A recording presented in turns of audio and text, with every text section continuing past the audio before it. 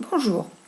Dans cette petite capsule, nous allons juste faire la transition entre deux thèmes, celui que nous avons fini, la Terre dans l'univers, et celui que nous allons commencer, corps humain et santé.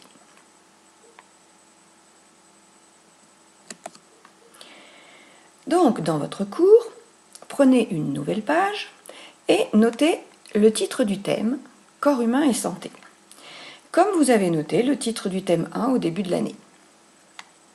Nous aborderons dans ce thème 4 chapitres, dont le premier concerne les modifications physiologiques à l'effort. Donc, bien sûr, toujours dans votre cours, notez clairement le titre du premier chapitre, des modifications physiologiques à l'effort. En introduction, vous pouvez noter que pour pratiquer correctement un exercice physique, il faut connaître le fonctionnement de son corps.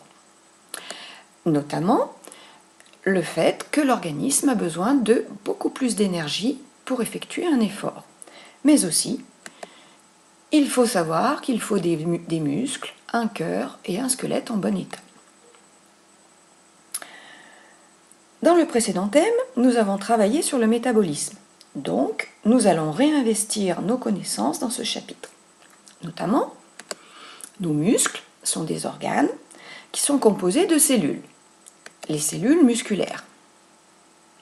Ces cellules musculaires, comme toutes les cellules, ont besoin pour fonctionner d'énergie. Et nous avons vu que cette énergie était produite par un mécanisme qui s'appelle la respiration. Et donc, pour cette respiration, les cellules ont besoin de dioxygène et de nutriments. On a aussi vu que la respiration se traduisait par la production de déchets.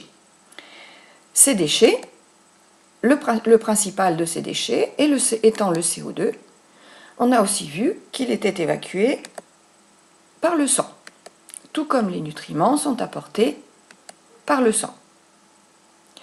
Donc ce petit schéma sur les échanges entre le sang et les cellules va devoir rester présent à l'esprit tout au long du chapitre.